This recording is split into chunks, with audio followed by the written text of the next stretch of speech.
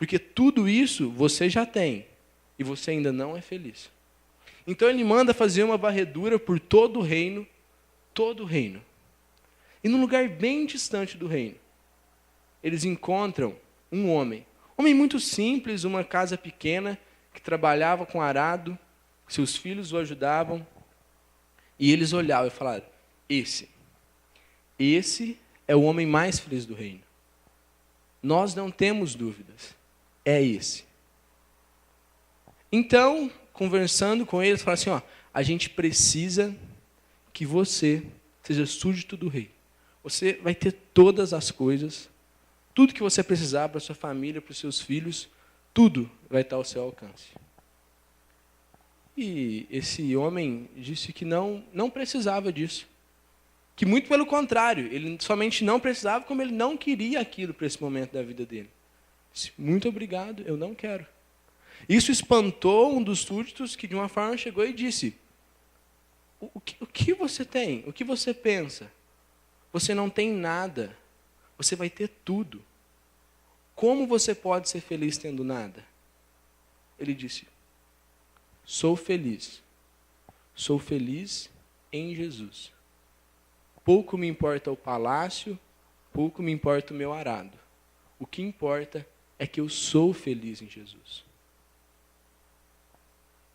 Hoje, eu me dispus a falar um pouco dessa alegria, dessa felicidade, aquilo que conhecemos como o bem-aventurado do Salmo 1. E eu, hoje, nessa pós-modernismo, muitos falam de alegria, de felicidade, é algo que todos correm atrás. Muitos dizem que a alegria, a felicidade é o sucesso, outros dizem que é o dinheiro. Para o jogador de futebol é uma ótima oportunidade, um ótimo clube. Porém, eu quero falar da alegria verdadeira, de uma alegria celeste. Por isso, convido os irmãos a abrir no Salmo 1.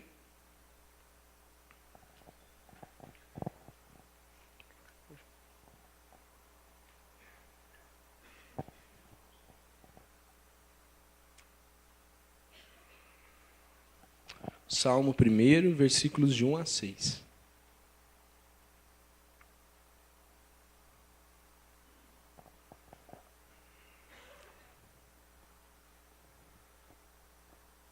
Salmo 1, versículo de 1 a 6. Vou estar lendo.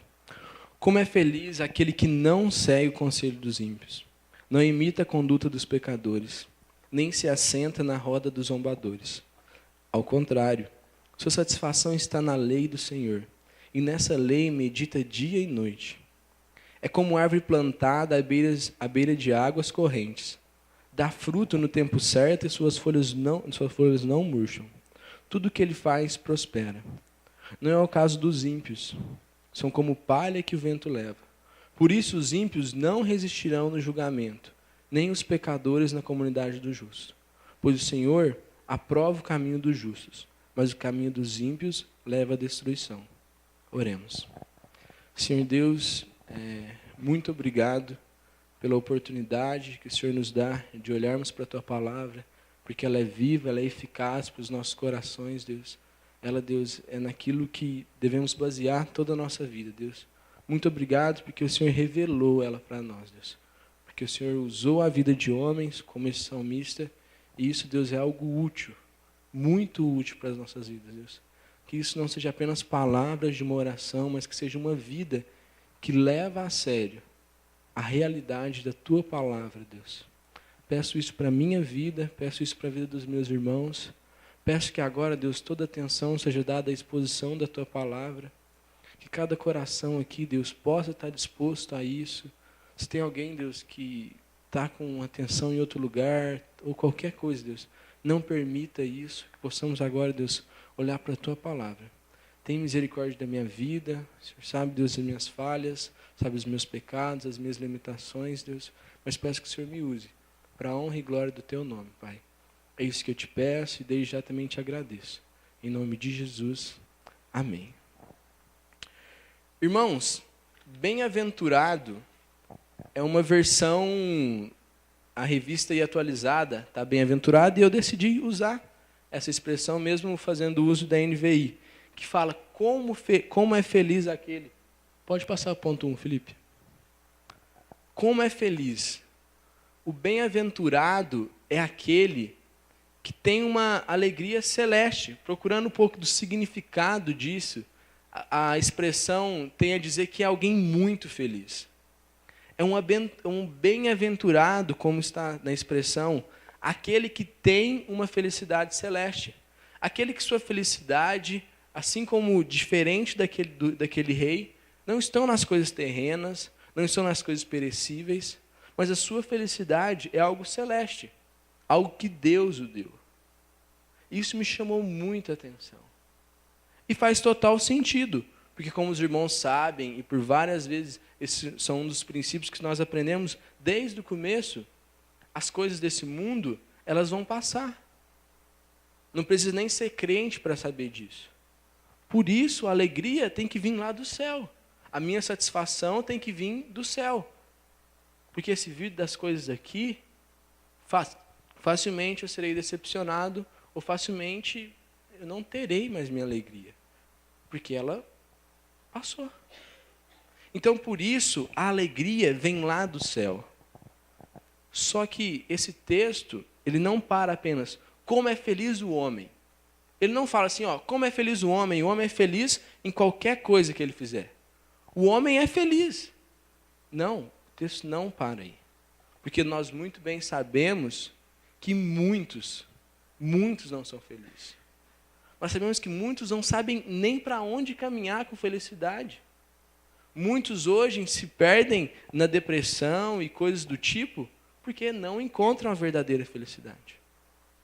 Só que eu creio que nós, aqueles que conhecemos Cristo, que conhecemos a Deus, nós sim, temos essa alegria, essa felicidade à nossa disposição.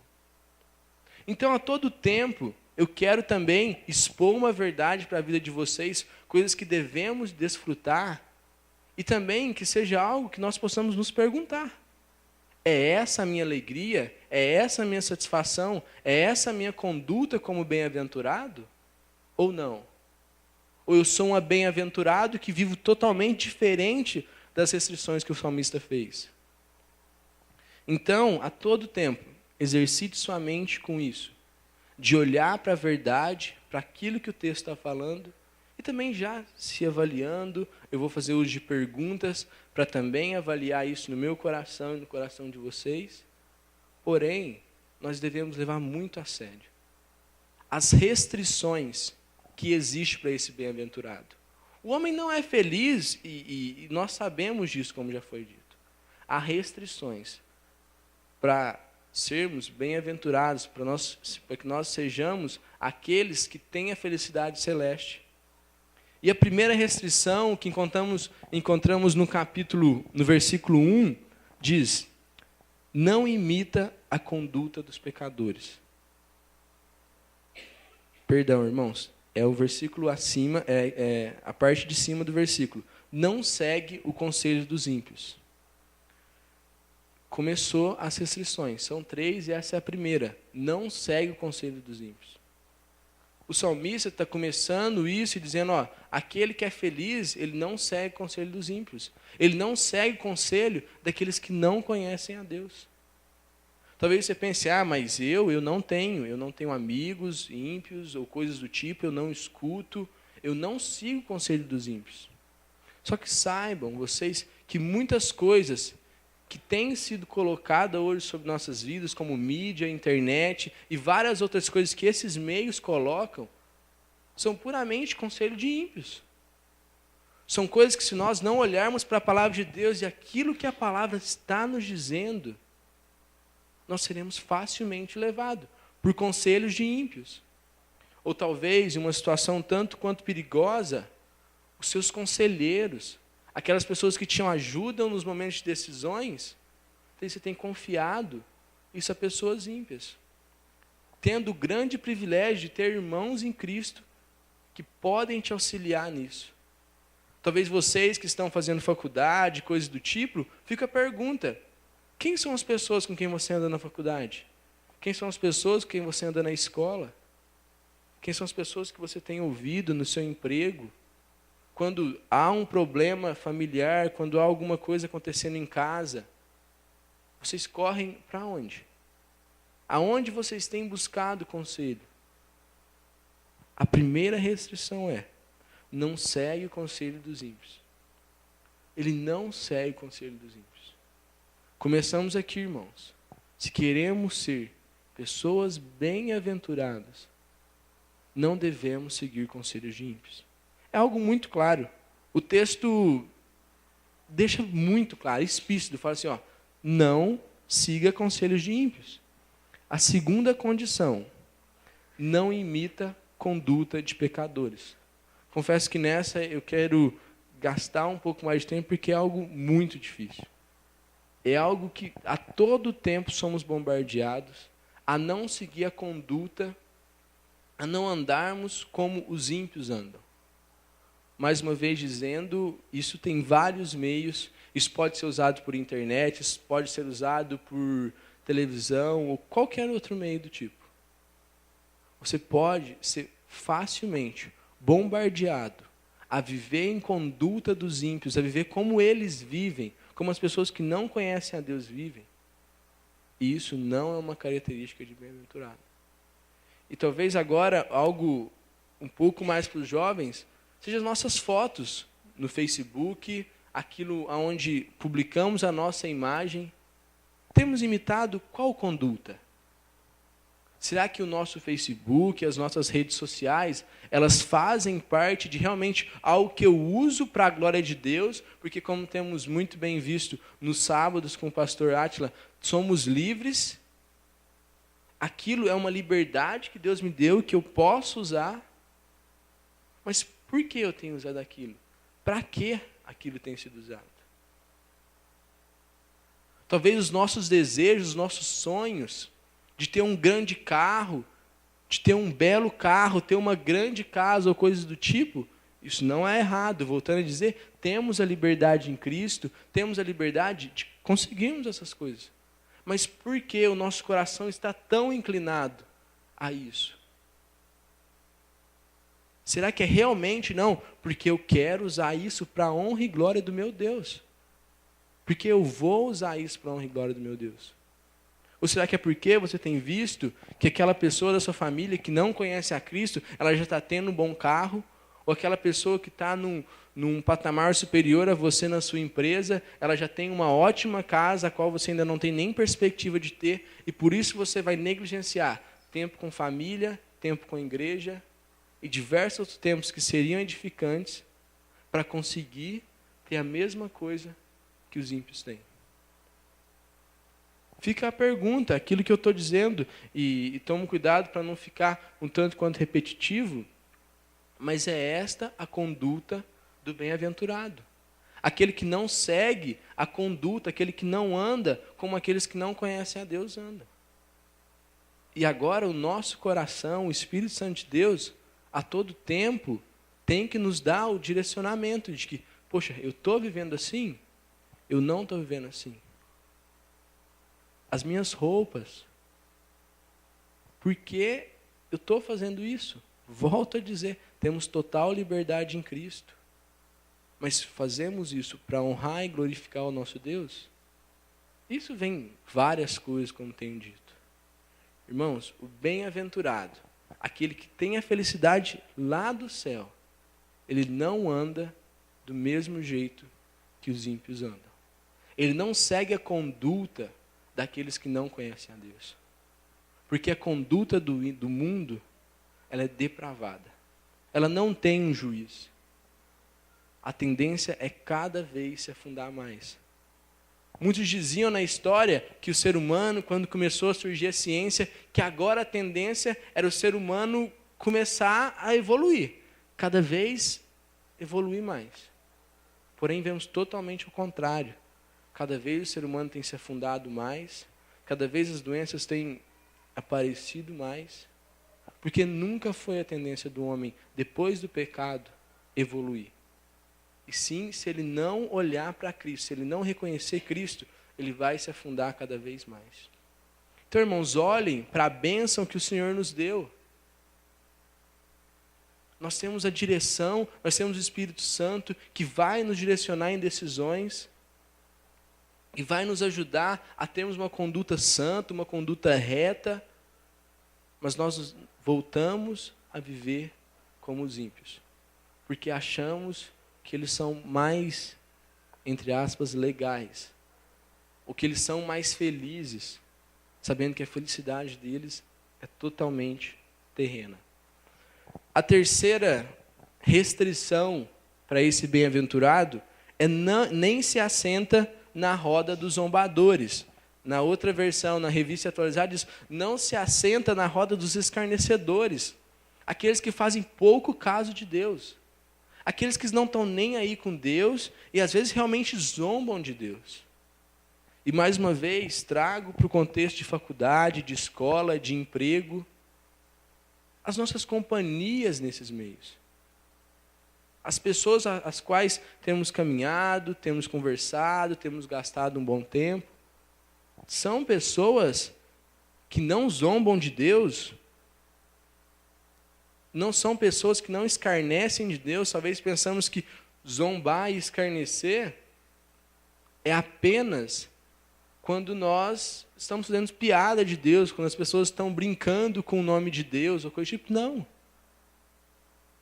Na situação, quando estão falando de uma mulher de uma forma que não deve falar, é uma clara roda de escarnecedores. Quando estão usando sua língua de uma forma para falar mal, para acabar com a vida do outro, para falar de uma coisa que você não sabe se é verdade, a nossa famosa fofoca, isso é uma roda de escarnecedores. Porque estão escarnecendo daquilo que é de Deus. Irmãos, e uma grande preocupação que temos que ter é até que ponto rodas de escarnecedores não têm surgido em nosso meio. Um estudo que os adolescentes tiveram falava sobre nós falarmos apenas aquilo que é necessário, aquilo que edifica e aquilo que transmite graça.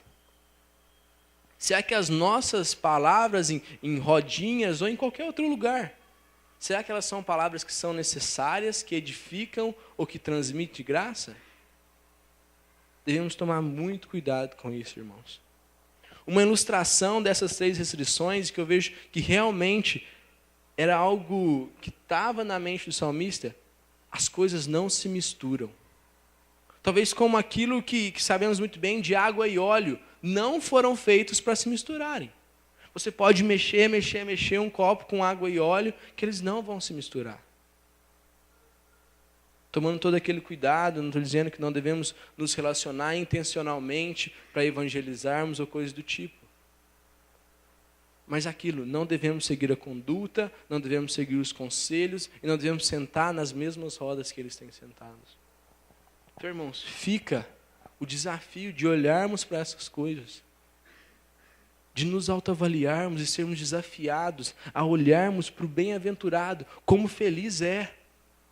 Porque se eu parto de um pressuposto, não, se eu parto da realidade, de que a palavra de Deus é viva, que a palavra de Deus é eficaz, que ela é o que dita a minha vida, e ela está falando para você não fazer isso, que você será feliz, então, irmãos, não temos por que fazer essas coisas. Temos sim que fugir. Agora, acabamos de ver as 3 restrições daquele que quer ser feliz, daquele que tem uma felicidade celeste. Agora vamos começar a ver aquilo que ele é. Aonde está o coração dele, aonde ele encontra prazer.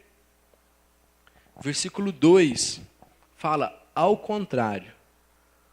O salmista, literalmente, começa a fazer um grande contraste agora. Ele é como se estivéssemos em um teatro e aquela cena que passou, daquilo que vocês não deveriam fazer, agora passamos, estamos em outro. Agora ele está falando assim, ó, se você quer ser bem-aventurado, faça isso. Ou seja assim, porque estas são características do bem-aventurado. Ao contrário, não faça isso, mas no lugar disso faça. Tenha a sua satisfação na lei do Senhor. Tenha a sua satisfação na lei do Senhor. O Salmo 119 Versículo 103 fala que a palavra de Deus é algo doce. O salmista está dizendo, eu tenho prazer nisso. É algo como mel para a minha vida. A palavra de Deus me dá prazer. Essa é a primeira característica. Ter prazer na palavra de Deus. Mas como iremos ver se nós estamos mesmo tendo o prazer que é devido na lei de Deus? Na palavra do Senhor, a lei de Deus significa a palavra, a vontade de Deus, santidade, adoração, tempo bem gasto, tempo que edifica com os meus irmãos. Isso é lei de Deus. Quando o salmista fala isso, ele está remetendo aqueles ouvintes a tudo que estava no Antigo Testamento mesmo, a tudo que eles conheciam de Deus. Vivam dessa forma. Tenha prazer na lei de Deus. Tenha prazer em aprender mais do Senhor. Tenha prazer em ler a sua Bíblia. Quanto tempo é gasto em internet? Quanto tempo é gasto em televisão? Quanto tempo é gasto com futebol? E quanto tempo é gasto na lei de Deus, na palavra do Senhor, na vontade dEle, com os meus irmãos? Se eu tenho realmente prazer nisso, logicamente, eu gasto coisas com aquilo que eu tenho prazer. E isso é algo exato em qualquer área da nossa vida. Se temos prazer em estar com nossas famílias, nós gastamos tempo nisso. Se temos prazer em vir à igreja, nós gastamos tempo vindo à igreja. Então, se temos prazer na lei de Deus, naquilo que Deus tem para as nossas vidas, gastamos tempo em conhecer. Gastamos tempo em amar isso. E aí fica o desafio. Quanto tempo do seu dia você tem gasto? Quanto tempo do seu dia você tem gasto na lei de Deus? A segunda característica, no final do versículo 2, fala: e nessa lei medita de dia e noite. Irmãos, um verdadeiro meditar não é apenas algo que eu fico pensando, mas é algo prático. Um exemplo bíblico disso é a vida de Esdras. Esdras, capítulo 7, versículo 10, fala que Esdras teve uma disposição do seu coração a buscar, aprender a lei de Deus, viver a lei de Deus e passar a lei de Deus. Eu creio com certeza que Esdras tinha prazer na lei de Deus e nessa lei estava meditando de dia e de noite. Irmãos, qual tem sido a prática do nosso prazer e do nosso meditar? O que da palavra de Deus tem sido prático em nossas vidas? Eu creio que o salmista aqui poderia ter dado uma vasta lista. Não faça isso, não faça isso, faça isso, não faça isso, faça isso. Mas ele fala, tenha prazer na lei de Deus e medite nela de dia e de noite. Se você não andar com os ímpios, se você não seguir os conselhos deles, se você não sentar nas rodas que eles estão sentados, você será alguém feliz. É algo quase como matemático mesmo. Se eu tenho prazer, se eu medito, o resultado, eu vou ser uma pessoa abençoada, eu vou ser uma pessoa feliz, com uma felicidade celeste, uma felicidade que a todo tempo vem de Deus. Irmãos, fica mais uma vez o desafio. Talvez olhe para essa semana que passou e veja quanto tempo você gastou em coisas fúteis, coisas banais. E tenta trocar. Esse tempo que eu não gastei nisso, eu vou gastar nisso. O quão bom é quando eu estou no meu contexto ali, creio que cada professor aqui de escola bíblica tem o prazer quando um irmão fala, eu li 20, eu li 30 capítulos da gincana. Não porque é uma gincana, mas porque é a palavra de Deus. Porque ela é viva, ela é eficaz, porque eu medito nela, porque eu tenho prazer nela. E o quão triste muitas vezes é quando você fala, eu não li essa semana, não deu, coisas do tipo. Irmãos, se temos prazer, logo meditamos. E se meditamos, logo praticamos. E se praticamos, logo passamos. Então se dediquem nisso. Se esmerem no praticar da palavra, no viver dela. E algo que tem um resultado. Tem um resultado óbvio, nítido. Porém, antes a gente ver esse resultado, a gente vai ver qual é o resultado dos ímpios, daqueles que não seguem Deus, daqueles que não vivem conforme Deus quer que seja vivido, aqueles que zombam de Deus. Versículos 4 e 5. Não é o caso dos ímpios. São como palha que o vento leva. Por isso os ímpios não resistirão no julgamento, nem os pecadores na comunidade dos justos. Aqui ele está mostrando a fraqueza, o quão fraco é o ímpio. Aquele que é levado pelo vento. Como eu dizia no começo, aquele que sua alegria um dia é o carro, na quarta-feira é o time de futebol, no domingo é a família, na segunda-feira é o emprego. E se um dia ele perder a família, seu time de futebol ir mal, e coisas do tipo, ou perder o emprego, a sua alegria foi embora. Porque é algo que o vento leva. Não é algo que está vindo do céu. Não é algo que está vindo de Deus. Não resistirão no julgamento. Sabemos claramente isso. Vivemos na expectativa, na esperança de que o nosso Senhor há de voltar, que há de reinar, e no final de tudo isso, todos nós seremos julgados. E os ímpios, Apocalipse, se não me engano, 21 ou 19, fala que no julgamento final, o livro era aberto e o julgamento era feito conforme haviam os nomes no livro da vida. E aqueles nomes que não eram encontrados no livro da vida eram lançados no lago de fogo. Os ímpios, aqueles que não têm um nome no livro da vida, aqueles que não conhecem ao Senhor, no julgamento final, serão lançados no lago de fogo, na condenação eterna. E nem os pecadores nas comunidades dos justos, aqueles que não estão vivendo conforme a palavra de Deus, muitas vezes não resistirão viver em um local onde as pessoas buscam viver a prática da palavra. Porque ela vai ser exortada, porque ela vai ter que aprender, vai ser cobrado isso da vida dela. E logo, ela não vai resistir. Porém, contrapondo o ímpio, ele nos traz o resultado de sermos bem-aventurados. O resultado de vivermos conforme a palavra de Deus quer que nós vivamos. O bem-aventurado é alguém forte. Esse é o resumo, é alguém forte. Se o ímpio é essa fraqueza toda, é isso que o vento leva de um lado para o outro, que não vai resistir no julgamento e que vai ser lançado fora da comunidade do justo, porque não vai conseguir viver ali, o justo é diferente. O justo, o versículo 3 nos fala disso. Perdoe, irmãos, porque eu havia pulado o versículo 3 para falar dos versículos 4 e 5 do ímpio, e agora eu vou voltar no 3. É como árvore plantada à beira de águas correntes, dá fruto no tempo certo e suas folhas não murcham. Tudo que ele faz prospera. Irmãos, moramos em um lugar, e creio que Mogi Guaçu também, onde é fácil. Eu creio que todos aqui já viram árvores que são plantadas à beira de águas correntes. São árvores fortes. São árvores que suportam muitas coisas. No meu contexto lá em Minas, tem árvores que elas conseguem resistir literalmente uma cachoeira.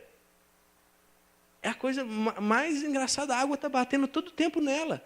Todo o tempo, é uma água muito forte, que eu não consigo ficar embaixo dela, dependendo da forma que ela cai em mim e da força que tiver essa água. Mas aquela árvore está ali.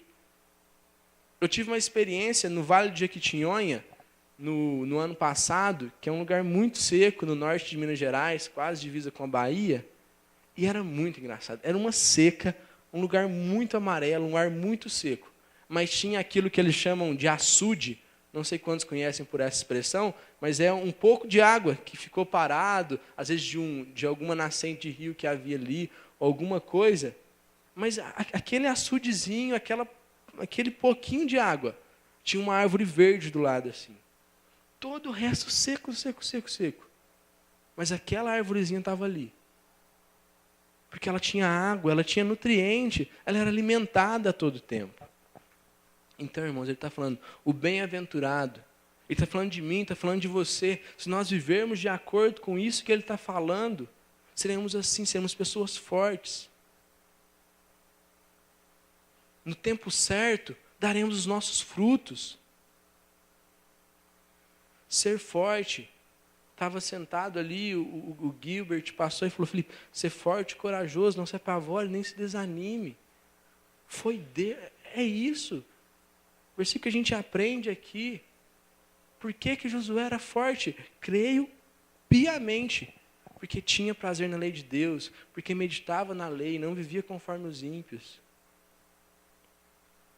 Irmãos, podemos ser fortes, pessoas que vão suportar tempestades, pessoas que vão suportar tribulações, desde que sejamos sendo bem alimentados, desde que estejamos ligados naquilo que nos alimenta. No tempo certo, dá o seu fruto. Irmãos, isso aqui a gente pode ver lá em, se não me engano, Mateus ou João, onde começa, Lucas, se não me engano, onde começa a falar daqueles ramos que o Senhor é de cortar. Aqui não está falando de uma perda de salvação, nem nada do tipo. Mas são aqueles infrutíferos que nunca deram os seus frutos. Nunca deram os seus frutos. Aqui está falando, se você está ligado, se você está sendo bem alimentado, se você está ligado em Deus, se você está meditando na palavra, em uma série de coisas, logo você dá os seus frutos no tempo certo. É algo lógico. Não tem como não acontecer. Você dá os seus frutos no tempo certo. As suas folhas nunca murcham. Não está falando aqui que você nunca vai estar abatido. Não está falando aqui que você vai ser um bobalhão que vai viver dando risada para tudo. Não é nada disso. O que ele está dizendo é você vai ser alguém forte. As situações difíceis vão vir. Mas você está tendo alimento. Você está vivendo de uma forma correta. Você está buscando uma conduta que agrada a Deus. E tudo aquilo quanto você fizer, há de prosperar. Não é essa teologia da prosperidade que vemos por aí, nós sabemos muito bem disso. Mas são coisas legítimas. Família. Nossa família será uma família próspera. Uma família que busca a Deus. Provérbios fala que a honra do pai é ver que os filhos estão servindo a Deus. Essa será a nossa honra, será algo próspero nessas coisas. Veremos claramente a nossa prosperidade, sabendo que as pessoas que não conhecem a Deus muitas vezes olham para nossas vidas e falam, cara, esse homem é diferente. Ele é diferente no seu serviço.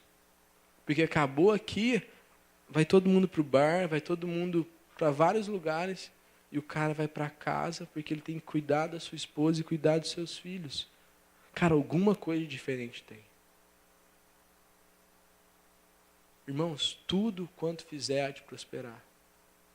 Se entendermos corretamente, talvez, com certeza, não temos tempo para entendermos total sentido desse prosperar, mas são coisas legítimas, coisas que Deus tem nos dado. Privilégio que somente em Cristo temos. Porque é algo que vem do céu. É uma felicidade celeste. Versículo 6. Pois o Senhor aprova o caminho dos justos, mas o caminho dos ímpios leva à destruição. Irmãos, uma música que me chama muita atenção, toca muito no seminário, fala: nada causaria um maior prazer no final da minha vida eu poder olhar para trás e sentir que o meu alvo nunca mudou. Eu não abandonei a fé que um dia eu disse ter. Irmãos, fica um desafio, talvez até fora da mensagem. Vivam com essa perspectiva. De no final da vida, o Senhor aprova o caminho dos justos. No final da minha vida, eu ter o meu caminho aprovado por Deus. Eu ter uma vida aprovada por Deus. Porque Ele me capacitou em todas as coisas. Porque o meu coração sempre foi inclinado e ainda é inclinado para o mal. Mas Ele me ajudou todas as vezes. E graças a Ele, poder chegar no final da vida com o caminho aprovado, irmãos, é um privilégio sem igual. Um senhor no seminário, o fundador do seminário, ele disse que o sonho dele é terminar bem. O cara já fez tanta coisa, e o sonho dele é terminar bem. O sonho dele é terminar bem. Que sejam os nossos sonhos, que esteja no nosso coração, seja terminar bem. Porque os ímpios, irmãos, aqueles que foram citados nos versículos anteriores, que eram facilmente levados, que não iam resistir a nada, ele novamente afirma: no caminho dos ímpios leva à destruição. Uma destruição física, emocional, espiritual, talvez a principal delas. Como já foi dito, a destruição eterna. Irmãos, busquem viver como bem-aventurado, pois o bem-aventurado é forte.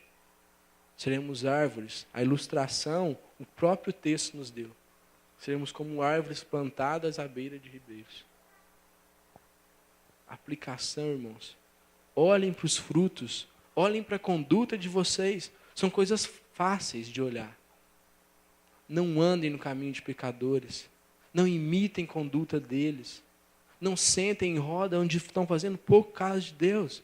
Meditem na lei de Deus. Busquem viver ela. Tenha prazer. Logo, no final da sua vida, você vai ser alguém feliz e aprovado por Deus. Ou não. Talvez terminaremos, talvez aqueles que não aceitarem isso, que não quiserem caminhar desta forma de um bem-aventurado, já está claro também. O caminho deles levará à destruição. Irmãos, apenas relembrando, falamos que o bem-aventurado não se assemelha com os ímpios. O bem-aventurado é quem tem prazer na lei de Deus. E o bem-aventurado é alguém forte, ao contrário do ímpio. E uma mensagem muito fácil, talvez até um pouco simples demais até. Mas, irmãos, ser feliz é viver conforme o Senhor deseja. Isso é ser feliz. Ser bem-aventurado é viver conforme o Senhor deseja. Temos toda a Bíblia. Toda a Bíblia é para o homem caminhar conforme o Senhor deseja. Mas o Salmo 1, eu creio que o salmista ali, ele deu uma boa compilada, ele deu uma boa resumida em tudo. Então, irmão, ser feliz é viver conforme o Senhor quer que nós vivamos. Acho que talvez ali está um pouco diferente. Bem-aventurado é quem vive com o Senhor. Bem-aventurado é quem vive com o Senhor. Irmãos, e agora, já pode deixar no jeito aí, Felipe, a gente vai ver um breve testemunho de pessoas que disseram: sou feliz em Jesus, assim como aquele senhor do começo da história. Outras pessoas também disseram durante a história: sou feliz no Senhor, mesmo quando tudo estava mal, mas eram fortes, porque eram alimentados pelo Senhor. Pode passar, Felipe.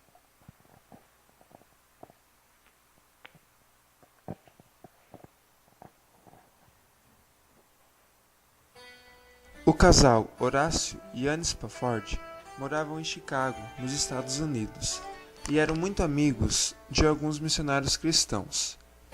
Ele era um advogado, o qual investiu grande parte de sua fortuna em imóveis para locação, que infelizmente foram destruídos pelo famoso Grande Incêndio de Chicago de 1871. Arrasado pelo prejuízo e ainda sofrendo pela morte de seu filho pequeno de apenas 2 anos devido à febre amarela, ele se dedicou a ajudar e a reconstruir a cidade e amparar os milhares de desabrigados do incêndio. Em novembro de 1873, ele decide levar sua esposa Ana e suas 4 filhas para uma viagem à Inglaterra. Seu embarque, porém, foi atrasado devido a algumas urgências profissionais de última hora. Então, ele enviou primeiro sua esposa e filhas em um luxuoso navio francês chamado Ville de Havre, pretendendo juntar-se a elas mais tarde. Mas antes mesmo dele embarcar, ele recebe a trágica notícia de que o navio se chocou num acidente em águas profundas e afundou em menos de 2 horas. O mensageiro chega com um telegrama de sua esposa, com 2 palavras principais: Saved alone, sobrevivi sozinho. Horácio embarcou imediatamente para se reencontrar com a esposa. No caminho, em uma noite fria de dezembro, o capitão do navio chama Horácio e diz: acredita estarmos passando agora em cima do local onde o navio afundou. Incapaz de dormir, Horácio encontra conforto somente nas palavras: tudo bem, sou feliz, Deus quis assim. Quando chegou à Inglaterra, ele se juntou à sua esposa em lágrimas, e na mesma noite, no quarto do hotel onde eles estavam, com o coração despedaçado, ele escreveu os versos de um poema. Horácio perdeu sua fortuna e todos os seus preciosos filhos. Seu estado naqueles dias era indescritível. Mesmo assim, uma pequena frase se tornou uma força para a alma. Ó sim, certo estou, mesmo em tais provações, em Jesus acharei força e paz.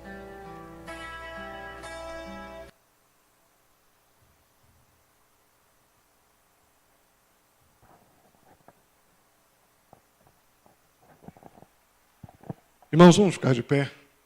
Vamos cantar esse hino. Depois o seminarista Felipe vai estar orando. E vamos estar encerrando nosso culto com essa mensagem.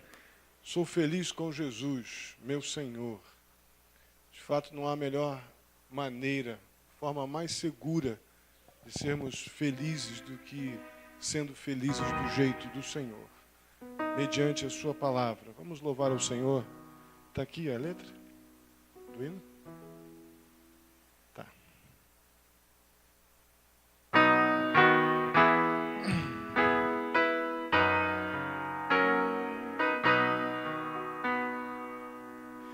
Se paz a mais doce me deres gozar, se dor a mais forte sofrer, ó seja o que for, tu me fazes saber que feliz com Jesus sempre sou.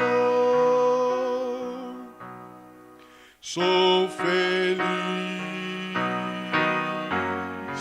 com Jesus.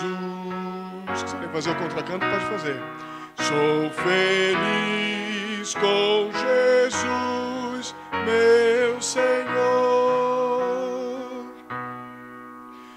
Embora me assalte o cruel Satanás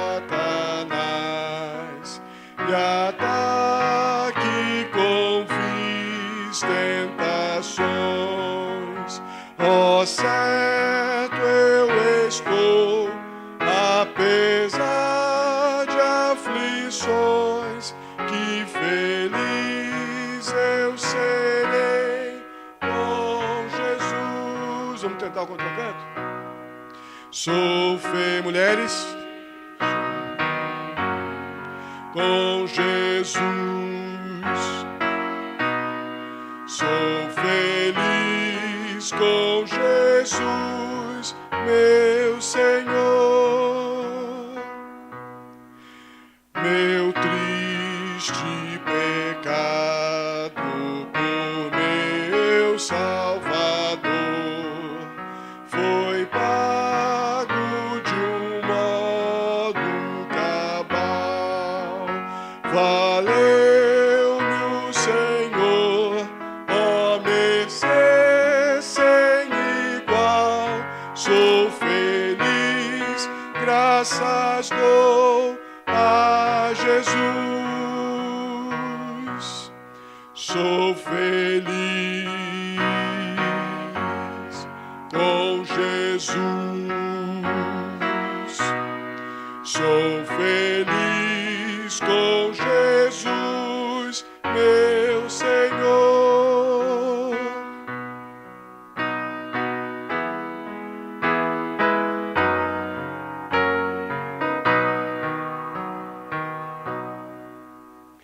A vinda eu anseio do meu Salvador, em breve